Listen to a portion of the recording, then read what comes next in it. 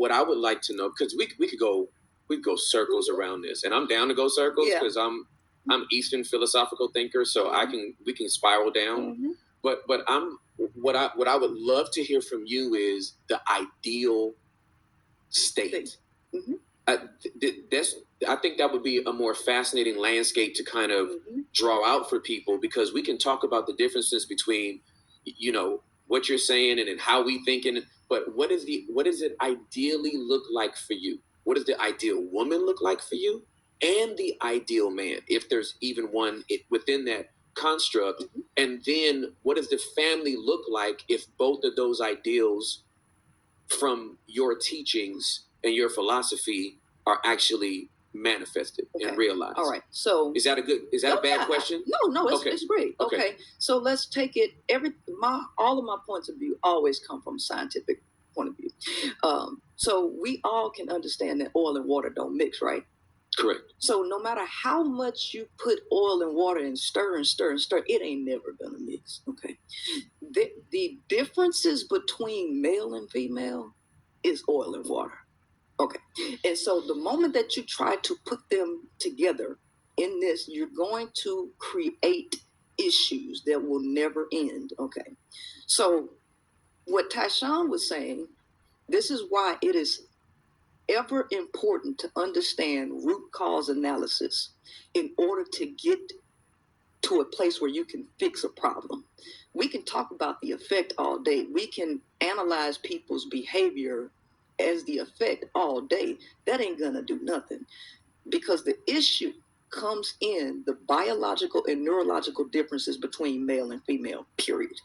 Then you have the next issue, which is a philosophical issue, right? When you are dealing with people who two are running on a faulty program, number one, running on a faulty program, but number one, the main thing is this: when you take women and you induct them into an environment that is not conducive to their nature, okay? So don't forget the question too, by the way. No, I am. Okay. But I have to be able to line this out so you understand why things are the way they are, right? Because if you never get the why behind anything, everything you say is just opinion based at that point. And we can do the opinion stuff back and forth. I'm actually about finding solutions to real problems, because I see the world's problem ever so clearly. Men and women are different. You ain't never going to make them the same, okay? So the problem, number one, is women's environments that are conducive to women's nature and how they function have been totally eliminated. And they have been inducted into a male pecking order, a hierarchy that changes the nature of the female psychology, which screws her up, as you can clearly see it in the world. Women are not behaving in the quote unquote ideal way that men think they should behave. There's a reason for that, okay? In order to fix the female and male psychology, there has to be a healthy separation between the two. There has to be two different environments that are conducive for both parties to function properly. So, male pecking orders will never go away. In every kingdom, you see that this is how the male functions. How does the male function? The male has to be dominant over other males to be able to instill a level of fear into that male child or male to get him to behave in a certain way. If the male does not have any controls on his behavior, what has happened in society is they have put all of the controls on women. They haven't put any on males. The male has been allowed to freely reign and move and decide if he wants to control himself or not. He shouldn't have the ability to make that decision. He should be controlled. So men need to be in environments that allow them to function how they were designed to function, which is to be in a pecking order, controlling and governing other males. The messed up philosophy for the male is he believes that his nature is to control women. So society has given every male a woman and say you control her as opposed to controlling yourself and other men. So now you got a bunch of men running crazy, not controlling themselves, looking for women to control.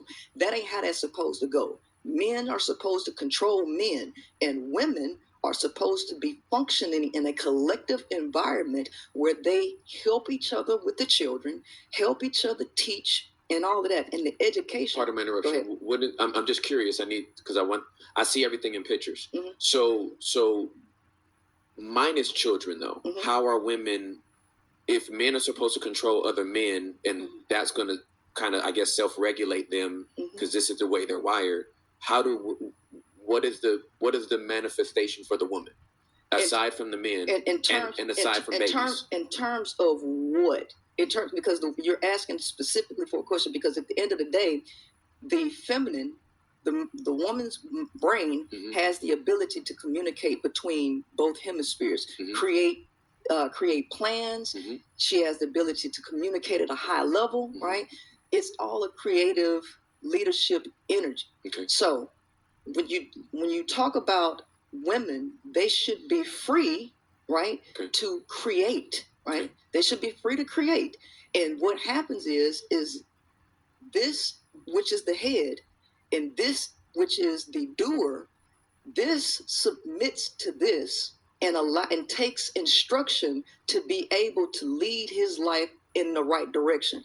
The male doesn't tend to have any direction on his own. He needs somebody to give him direction. So typically that initially starts with a male governing him.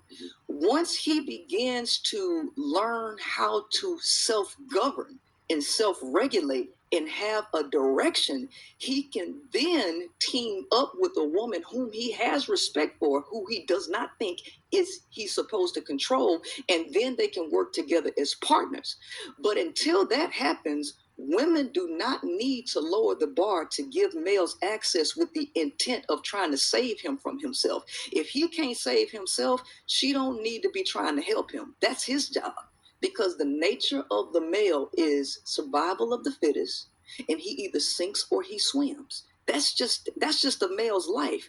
The male don't want women to not think that she ain't supposed to save him, because if she stops thinking that, the woman ain't gonna get this dude no access. She's not going to see, he's got potential, creating all these delusions in her head that he is never gonna live up to. Okay. So did you get the original? Did we get the original question answered? Because I think the original question was to get the ideal man and the ideal woman. I don't think we ever answered that question. No, she cooking. She cooking. I'm tracking.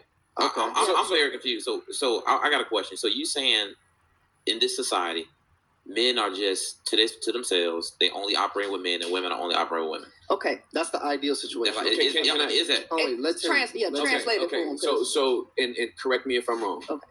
This is and she's still laying this out, but to the best of what I just heard, and please correct me if I'm wrong. Where we are right now is that if the men are with other men there will automatically be this pecking order that takes place naturally because of the way men are wired. Men need leadership, and they need a purpose given to them that should be coming from another man, not a woman. And once that man has that direction, that North Star that should be given to him by another man, then he is qualified to partner and match up with. Marriage, is that marriage when you say partner? No. Here's the thing. First and foremost, let's get this straight up. Ain't no marriage in nature. Marriage is a creation of the human. So we have to always start with nature so we can figure out where we went wrong, because nature got all the answers. Humans are the ones who came in here and jacked this up. Okay. But so I want you to hold on. Just hold on. Yeah. Because I'm clear on. I believe I'm clear on what you feel like the man needs. What I want to hear is, what is this woman getting? Like from this, if they're separated and this man is getting this, I'm curious about what this woman needs, because if this man really in your perspective of how these relationships and these men and women should be raised, I want to know how this woman looks. Okay, all right. So let's yeah. Let's put it like this. Okay. The reason why you're asking what does the woman need is because the male's nature is needy. He needs the woman because the male is not whole. Okay, so I like to do it in terms of sacred geometry. Are y'all familiar with sacred geometry? No. Okay, all right. This goes back to the patterns of life. Okay, so in all of nature, mathematics is the code of nature, right? And science is basically the image that's rendered from that code, which can be observed. So when you go into sacred geometry, what you're looking at is straight lines and circles. Straight lines represent the masculine. The square is 360 degrees, and that is the masculine counterpart.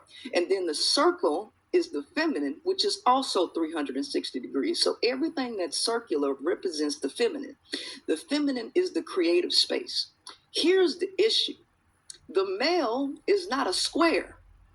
The male is a triangle, which is 180 degrees as opposed to 360 degrees. A triangle is half of that circle and half of that square. Because the male operates hierarchically, his nature is hierarchical, which means it's a triangle. He functions at 180 degrees. The woman is born whole. She is born integrating the left and the right hemisphere. The male literally mainly functions from the left hemisphere, which is the computational or quote unquote logical or analytical side of the brain. The feminine side, which is the creative side, is practically shut down in the male. So in order for a male to become a man, that male has to put in enormous amounts of effort to integrate the feminine side to himself to become a whole person. The female is already born whole. So what the female needs is resources, which nature has provided. Nature provided the resources. In order to make a world where men could survive, this is how you get the matrix, because all of these systems were created to extend the life of males, because without it, in a natural environment, the overwhelming majority of males would not make it. They wouldn't be able to compete against other men. So what they did was created a system and hoarded the natural resources, created jobs, and created a fiat currency that they shifted into the power and control of men and kept women largely out of it, artificially forcing women to need and depend on men for resources, creating what you call hypergamy, which is not natural in the female. It is an artificial response to stimuli, which is taking the resources and putting it in the hands of a male. When women are free and independent, they don't need males. And you can see this in nature. You can see it with the fruit fly. If you look at the fruit fly. Well, hold on, wait. So how does a woman does not need pretty much leadership or mentorship to thrive like a man does? You saying a woman can just be left in her natural state and she will thrive? Well, here's the thing. What the natural state? Let me tell you. All arts come from the feminine. All arts come from the feminine. Leadership is an art. You can lead, quote unquote, by force, or you can lead through emotional intelligence. The male does not have emotional intelligence, so his primary. No. I don't want to talk. No, I get that. I get that. Let's talk, because right now we still have not figured out how women thrive. So that's what we want to. I want to talk about that. So what does we get the masculine community needs that. Right. The feminine community, they're all by themselves. How are they thriving though? Are they, what type of leadership? How are they being fed? This is what I'm trying to get to you, because what your questions are based on this artificial system, thinking that women need, but we can all see that this is coming. It's falling. We can all see what's happening financially. We can all see what's happening with AI. We are no longer in Pisces. Okay, so what I'm trying to get you to understand is the whole concept of leadership. The whole concept of leadership comes from the feminine. That's a whole feminine attribute. Through emotional intelligence, through persuasion, through collaboration, and through communication, which are all female attributes. The women would thrive if they were allowed to function at their highest capability.